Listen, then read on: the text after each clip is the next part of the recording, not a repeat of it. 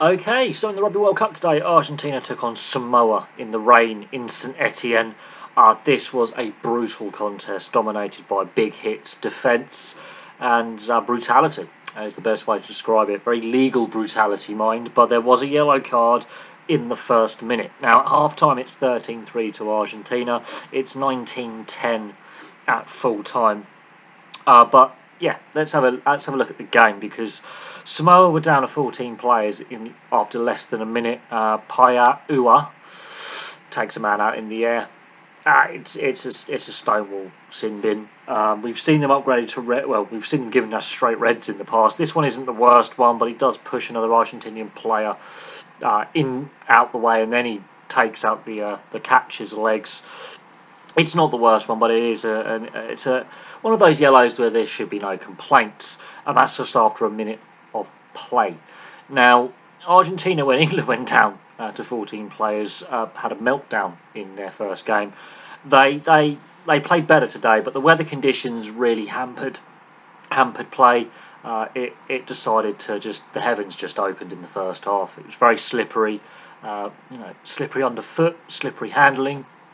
So it was going to have to be a more brute force type of game, a game for the purist. It was actually quite an entertaining game. Samoa's defence has kept them in the game right up until the final whistle. But it's Buffelli. Buffelli has an outstanding game today on the wing. He scores the try on 8 minutes and converts his try.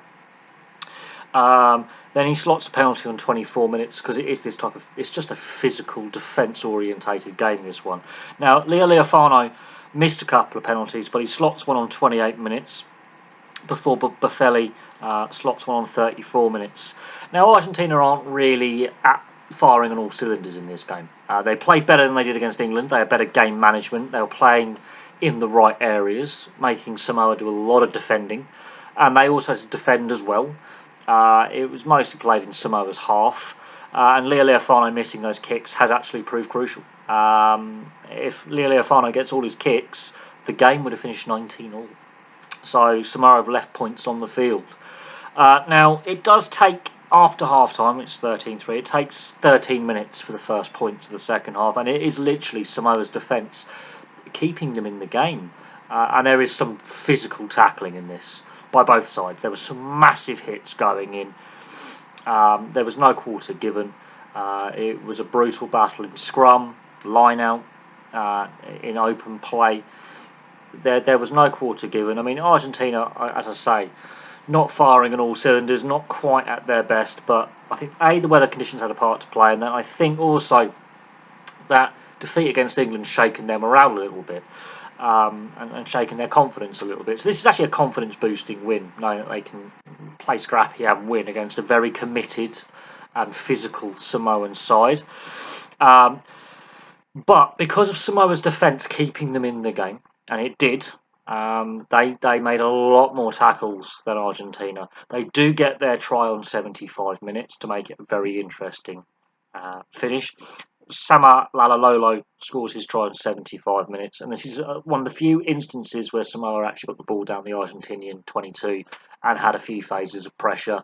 Comes off a penalty, a tap and go penalty, multiple phases. Argentina were throwing in some big hits there as well, and eventually they get over the line. Leiluva converts. He came on as a substitute, and he's got a bit of a cannon on a right foot on him. And then Samoa give away a silly penalty on the halfway line. But Nicolas Sanchez has now come on. Now Buffelli can easily get that kick, but Sanchez is the better of the two kickers. He's got a higher kicking percentage. He's one of the best Argentinian goal kickers of all time. He's one of the best fly halves of all time, in my personal opinion. And this is a pressure kick, just because Samoa are within that bonus point kind of area, and he slots it under extreme pressure on 79 minutes, and his celebration when that kick goes over. Bearing in mind, Buffelli's got a bit more distance with his boots. Sanchez was on the limit of his range. That is a pressure kick. He'd only been on the field not very long, about 10 minutes, and that is a pressure kick at goal. He hasn't had a chance of having a sighter early in the game.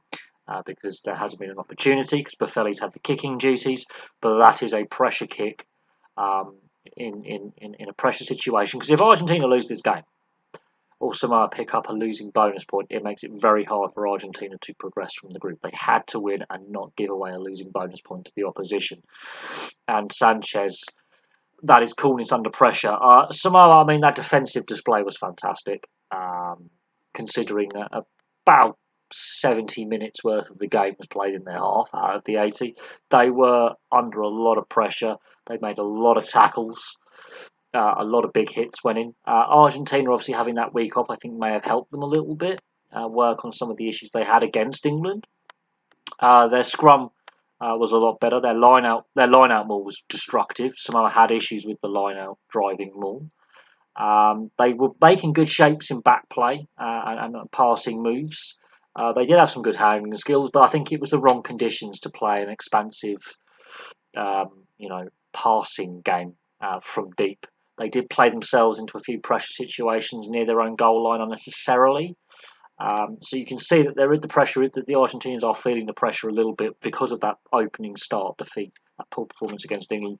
But the weather conditions did have a massive impact. Yes, the rain stopped, I think, early on in the second half, but it was still wet underfoot, the ball's still greasy, slippery surface, very humid conditions as well, because of, being in central France, it's still quite humid this time of year, even if it is cooler.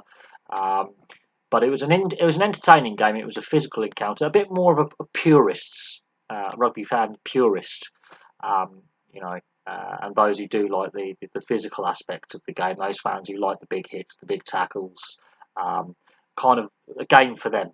And I don't mind this type of game where it is just brutality meeting brutality. I think sometimes they're the best games when they are tense, when they are cagey, but when defence is really showing why defence coaches get paid.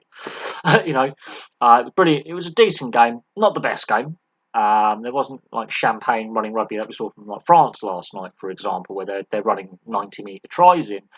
But it was an interesting encounter between two very evenly matched teams. So there we go. Thank you very much for watching. Place your thoughts on the match in the comment section below. And of course, we've got a very big day of rugby tomorrow. Some big matches tomorrow, where there's a lot of media spotlight, including, I think, the highlight match of the pool stage, Ireland versus South Africa. So that's a very, and the build up to that and all the matches before that are very interesting as well. We could see some very entertaining rugby. We could see more Route 1 brutality tomorrow. But all in all, this game and last night's game do set us up for a very interesting weekend. Anyway, thank you very much from me, and I'll have some more content for you very